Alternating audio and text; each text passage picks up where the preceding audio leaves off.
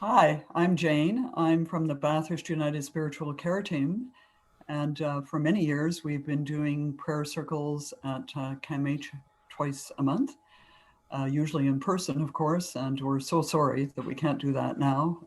Very much looking forward to getting back, but happy that we can be together with you this way today. And I'm going to turn things over to Ken first to introduce himself. Hi, I'm Ken with Bathurst United Church, and I've been participating in this CAMH team project for some time. Hi, I'm Judy. So good to be here with you. Yeah, it's great. Hi, I'm Anne. Thank you for joining us and lovely to share this service with you. Hello, I'm Catherine. Pleased to be here with you too. And now I'm going to share my screen to show the poster that will be coming your way, or that is with you. Whoop. Can you see that? Yeah. Tell me, because Yes. I don't see it. Thank you. Yes, it's here. And just going to say a little bit about this, and hopefully you have seen it on your unit. This is called a progress flag. So it is the flag of choice by many people in the LGBTQ2S community now. It has the traditional pride colors, but on the chevron, the triangle to the left, there is also colors to represent peoples of color and the trans communities, groups within the LGBTQ2S community that have had particular challenges. And then on our poster as well, we included a statement by the Dalai Lama from the Buddhist tradition. Love and compassion are necessities, not luxuries. Without them, humanity cannot survive. And what we're going to be talking about today is the fact that even though within the major religious traditions, love, the call to love is made, and most of us in the world agree that love is what makes the world turn around, yet we often have difficulty loving. And we'll talk today about why that is and what we try to do about it. Catherine, I think you're going to do the territorial acknowledgement next. Yes, thank you. This gathering is being hosted in Toronto. This area was part of the ancient Dish with One Spoon Treaty among First Nations, made to peaceably share and care for the lands around the Great Lakes. It is the traditional territory of the Wendat, the Haudenosaunee, the Chippewa, the Anishinaabeg, and the Mississaugas of the Credit River. Today, people of diverse First Nations, Métis, and Inuit people make Toronto their home. Toronto lies in the area covered by the Toronto Purchase, or Treaty 13, and later the Williams Treaty. We recognize that the settler governments that made these treaties and their descendants did not keep the treaties and sought to destroy the culture and lives of the original peoples. Today, we commit ourselves to working toward reconciliation and right relations.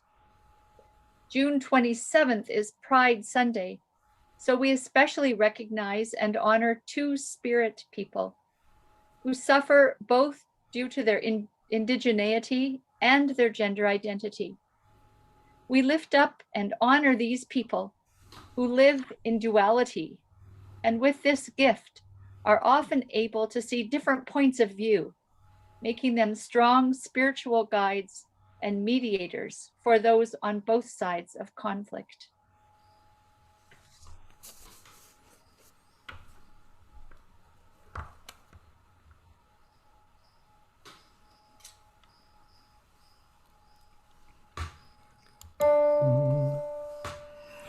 Draw the circle wide, draw it wider still. Let this be our song. No one stands alone, standing side by side. Draw the circle wide.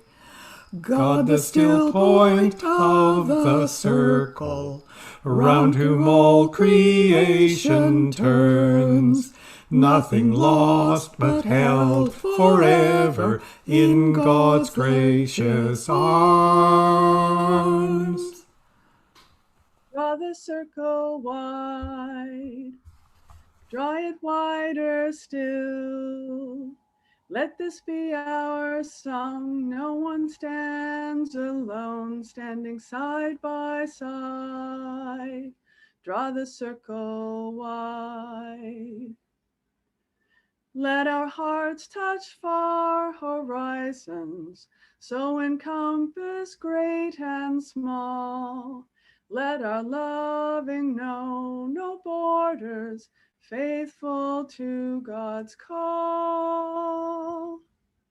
Draw the circle wide, draw it wider still.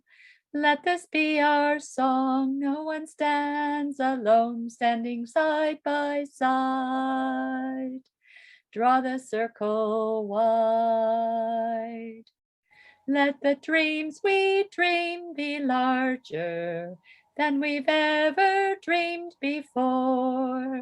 Let the dream of Christ be in us, open every door. Draw the circle wide, draw it wider still. Let this be our song. No one stands alone, standing side by side.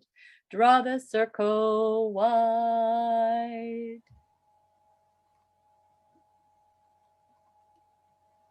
We join together today to celebrate and to ponder love. Love that is the spirit within us and among us, that nurtures and sustains all life. We lament the many examples we have in Canada, historically and today, of acts of supremacy and hatred, of love denied. Love created us all, each equal in value and with the same needs, and yet each unique in expression. We come together as the rainbow of people of God to celebrate our individuality and the spirit of love and life that weaves us together into community.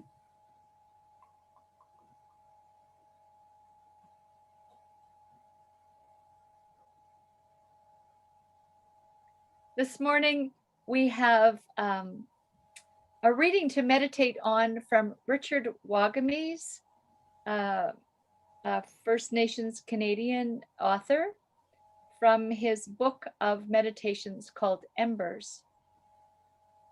We'll have a moment of silence at the end for us all to consider his words and what they mean to us. It is love that brings us together, this human family we are part of, this singular voice that is the accumulation of all voices raised together in praise of all creation. This one heartbeat, this one drum, this one immaculate love that puts us here together so that we could learn its primary teaching, that love is the energy of creation, that it takes love to create love.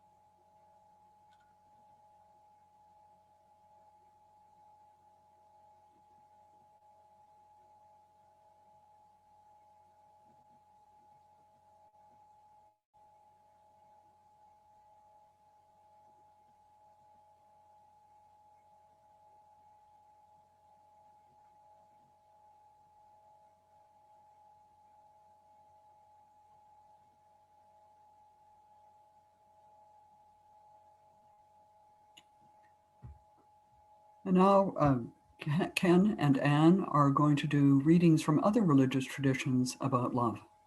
Our first reading is from the book of Matthew, chapter 22, verses 36 to 40. Teacher, which is the greatest commandment in the law? Jesus replied, love the Lord your God with all your heart and with all your soul and with all your mind. This is the first and greatest commandment. And the second is like it. Love your neighbor as yourself. All the law and the prophets hang on these two commandments. What actions are most excellent? To gladden the heart of a human being, to feed the hungry, to help the afflicted, to lighten the sorrow of the sorrowful, to remove the wrongs of the injured. That person is the most beloved of God, who does most good to God's creatures.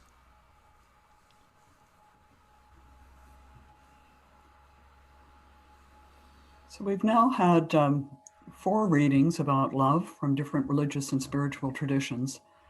And we're going to reflect on the question of a time when we've maybe found it hard to express our love, to show our love, and how that was for us. Talk a bit about how that was for us. Is there anyone who'd like to start?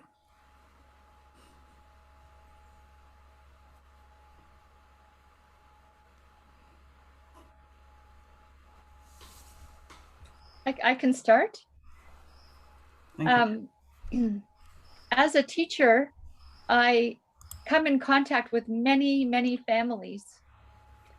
And I've had the experience that with some children, I can see that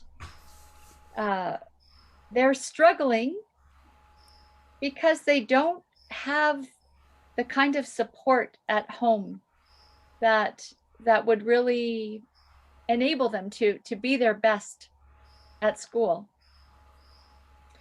And I've seen that in my communications with their parents often, that the parents really don't seem to be present for the child. And I work with these families over the course of 8 years often. And so it's a special relationship often that's developed between the teacher and the parents to support the child in his or her growth. And when I find that there's a parent that seems to not be there supporting their child, I have found that a very difficult time to show empathy or love to those parents. And it's very important that I have that close relationship with the parent, so that they are able to carry on and have a relationship with me that will bring the best to the children. And that line from Richard Wagame's, "It takes love to create love," really spoke to me in thinking about those situations where I have found it so difficult to communicate in a positive and loving way with certain parents, and how important it was that I get through that for the lives of the children in my care.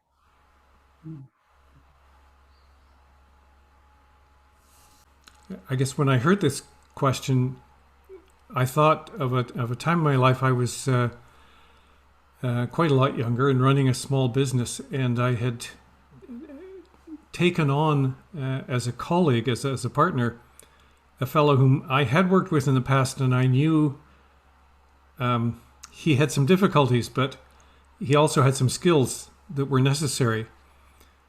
But over the course of the year or two that I worked with him, he basically began to steal the property of the intellectual property of the business, and ultimately he recruited a couple of my colleagues that were working with me and went into competition against us. And I was just so angry and so hurt that I certainly I was incapable of feeling or expressing love in those circumstances, around the business, around the people I worked with, even the people who were still with me and who were close to me. It was just a very dark time, and I don't even like to revisit it in my mind. It's long ago, and I've put it away. But it was certainly a very bleak time.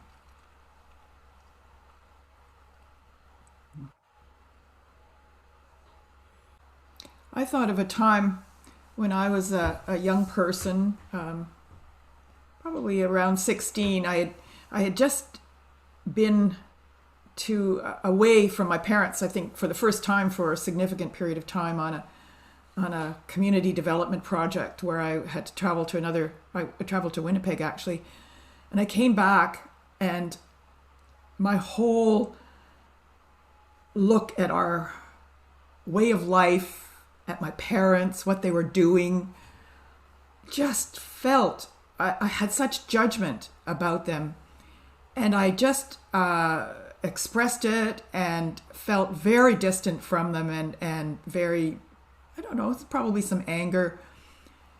And it took some time. They just kind of accepted it, and we just went on with our lives. And gradually, I began to sort of pull away. It was, an important developmental step for me to come into myself, but it did have this this side effect of me being very judgmental.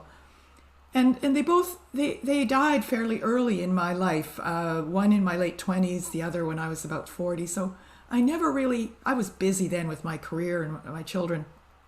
Didn't have a chance to really develop into that mature person who would be able to express love.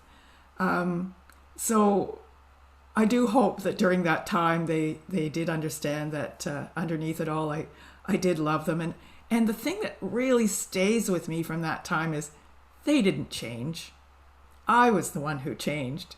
I was the one who was going through this tumultuous time of understanding the world and that kind of thing. So whenever I feel that, I now look first to myself to see what's up for me, how have I changed.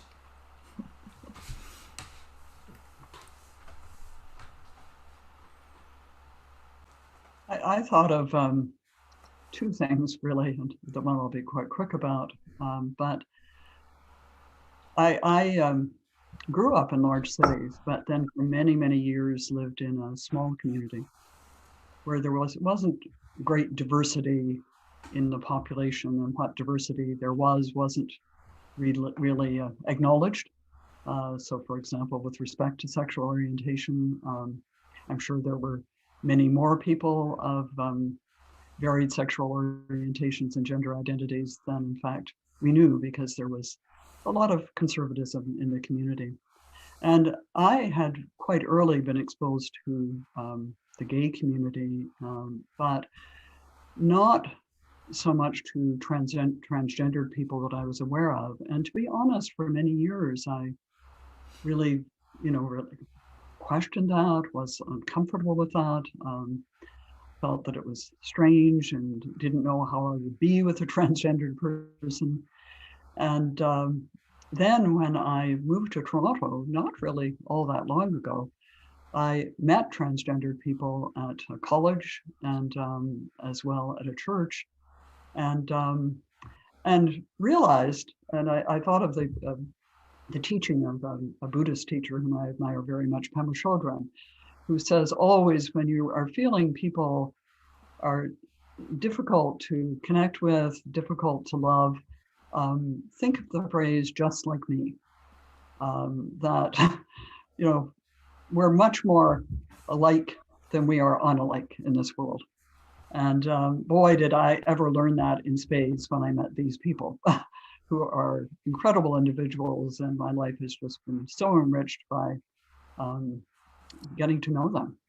And so I was very thankful for that learning. It was an important learning for me.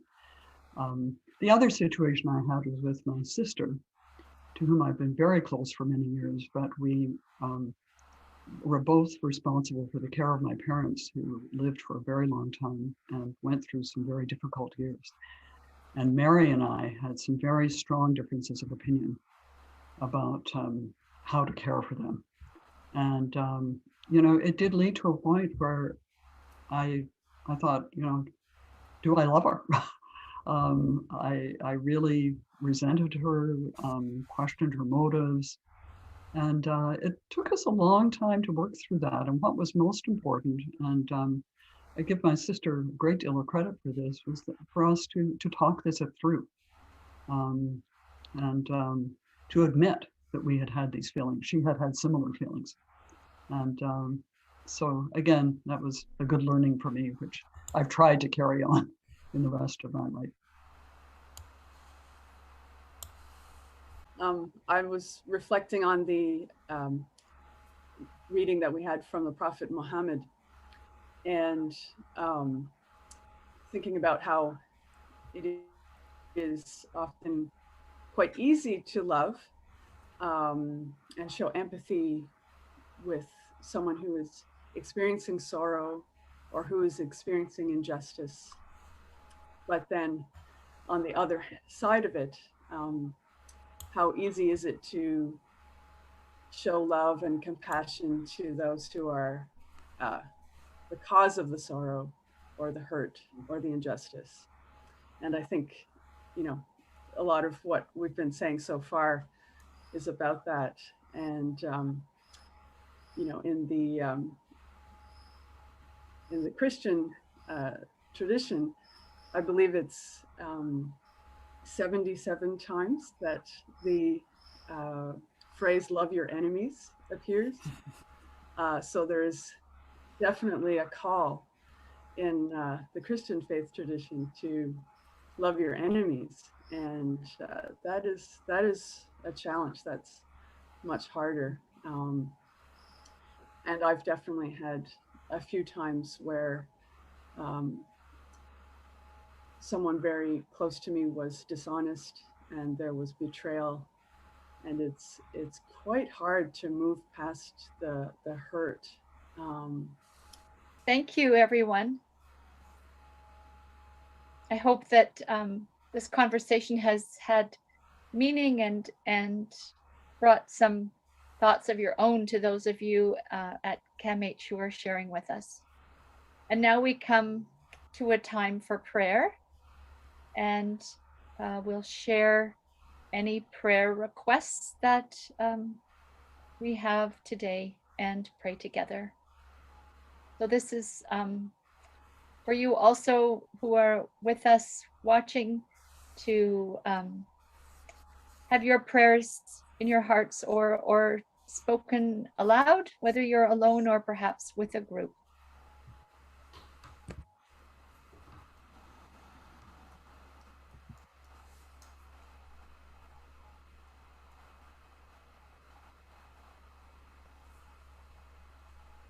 Well, this morning on the news, I heard that there was another shooting in Toronto last night, and that several children were injured, one of them severely, and that they are in hospital. And there's are no suspects or motives known at this time. And so I pray for those children and their families, and a young man who was injured with them, and for all that are dealing with this case.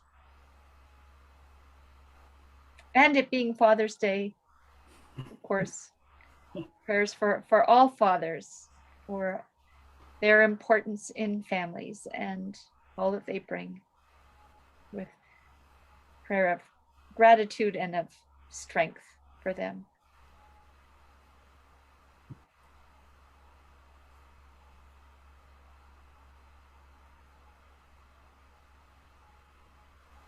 Well, I'm not sure if it's today or tomorrow that is summer solstice, but certainly feeling great gratitude that summer is here, and that even though COVID persists, with the numbers declining, we'll still have to be a bit careful, but still in the summer, it's so much easier to be together with people, and especially if we're outdoors. I also want to raise the name of my granddaughter, Ellie. I'm thinking of her very especially today. Ellie just came out to family and friends in the last week, and very happy for her that she was comfortable doing that and that she felt support from her family and friends. And also want to express what she feels very strongly is, and I do too, great frustration, anger, difficulty understanding religious traditions that continue to discriminate against homosexuals, to describe homosexuality as unnatural, as sinful, and hoping that as a world, we can continue to grow in our compassion with respect to people who are different because of sexual orientation and gender identity.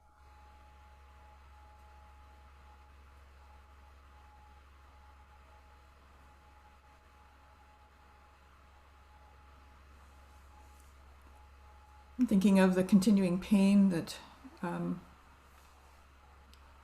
Indigenous communities across Canada are feeling in the wake of the discoveries of bodies at Kamloops residential school, and also communities across Canada who are struggling. Like, how do we respond as hopefully post-colonial society? I mean, do we leave statues up? What do we do about Canada Day? These are very important questions, and sometimes, you know, there's a huge range of opinion, and I'm grateful that these questions are being answered, or not being answered, being asked, sometimes being answered in lots of conflicting ways.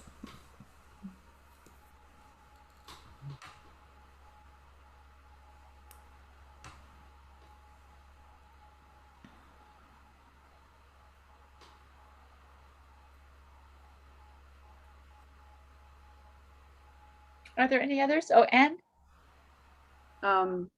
Yeah, with it being Father's Day, something on the news this morning that was featured was the fact that a lot of migrant workers are here, men separated from their families.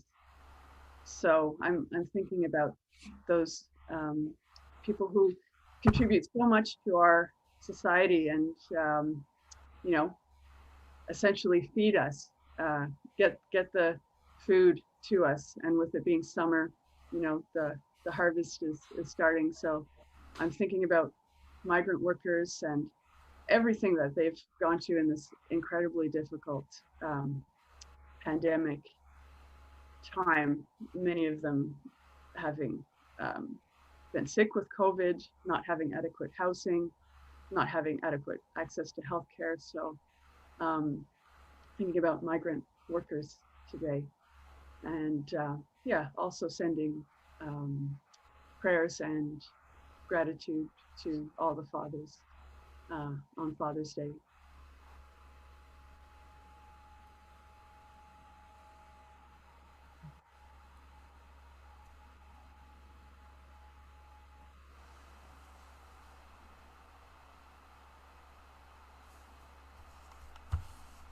And of course, we pray also for all of you that are with us on your tablets. We pray that you would find strength and peace and companionship, and that you'll be gifted with hope for what comes ahead, what lies ahead in each of your lives. Spirit of life, we offer these prayers that come from deep in our hearts. Be with us, Holy One. Help us to live in love and compassion, and to be a part of the answer to these prayers. Now we'll join together in the Lord's Prayer. Our Father, who art in heaven, hallowed be thy name. Thy kingdom come, thy will be done on earth as it is in heaven. Give us this day our daily bread, and forgive us our trespasses, as we forgive those that trespass against us. And lead us not into temptation, but deliver us from evil. For thine is the kingdom, the power, and the glory, forever and ever. Amen. And now please join us in whatever way you wish for our closing song. Yes, this is a great favorite at CAMH, and often we have musical instruments with us, and during this song, which is quite lively, people will be playing drums or using shakers, so please do join in whatever way you can. You are holy, you show us the way. You are holy, you show us the way. You are holy, you show us the way. You are holy, you show us the way. You show us, you show us, you show us the way. You show us, you show us, you show us the way. You show us, you show us, you show us the way. You show us, you show us, you show us the way.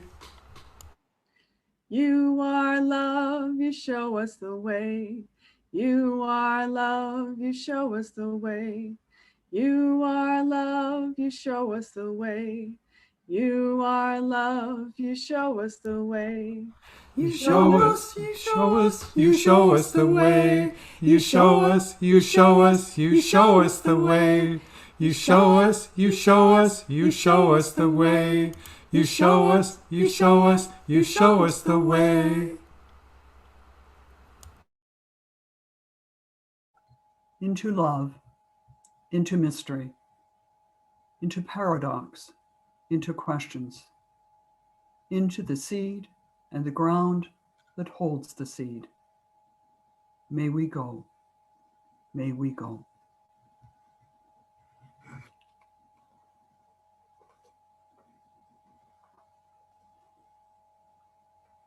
Thank you for joining us. Till next time. Goodbye. Peace, everyone.